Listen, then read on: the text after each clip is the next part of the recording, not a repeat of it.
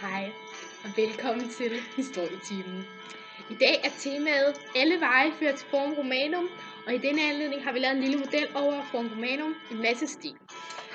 Forum Romanum blev bygget i ca. 700 før Kristi fødsel og var fra ca. 529 til 27 før Kristus simpelthen den centrale plads for sådan styring af det republikanske Rom.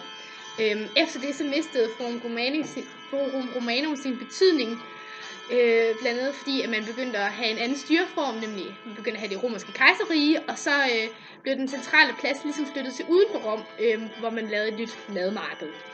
I dagens anledning har jeg inviteret en gæst ind i studiet. Hej!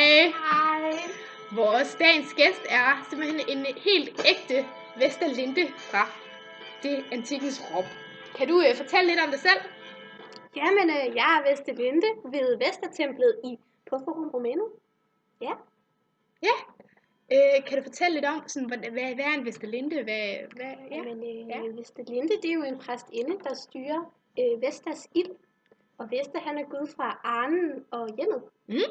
Og det er fordi, at Vestas ild, det er jo Arnen, Roms Arne. Ja, det lyder spændende. Ja, det er det også. Ja, hvordan, altså sådan den der Arne, hvilken betydning har den sådan haft for sådan Rom?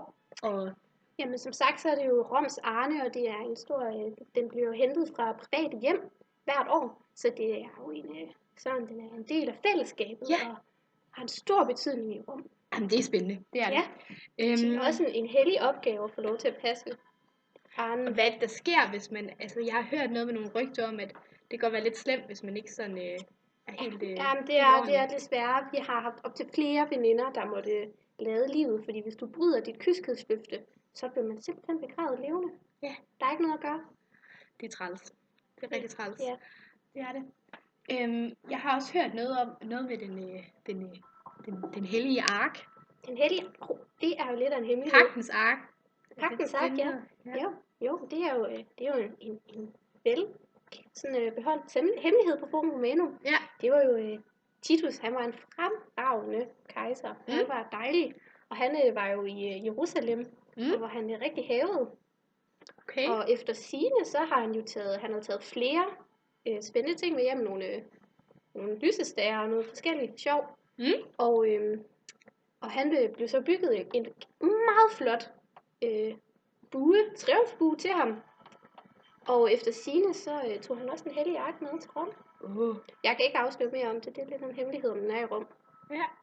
Ja. Spændende.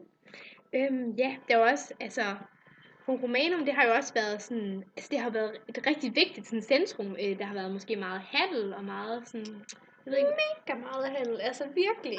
Ja. Der var virkelig knald på før i tiden.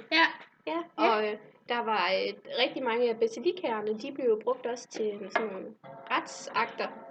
Og jeg har også hørt, at de her basilikaer, det er sådan nogle bygninger, som man, hvor man har handlet i og hvor man også Jeg har også hørt noget med, at man simpelthen kan se mønterne, som de handlende har brugt, de sådan smeltet ned i gulvet nogle steder, fordi når basilikerne de sådan er gået i brand, så de her kobbermønter smeltet ned i gulvet sammen med sådan taget af basilikken, så den kan man faktisk se, hvis man er lidt ops på det.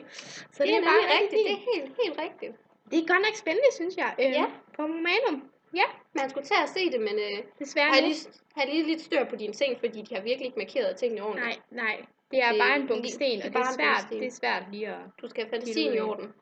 Nå, men tak for dit besøg. Det var helt okay. Det er jeg glad for, at jeg måtte komme. Ja. Så siger vi tak. Farvel.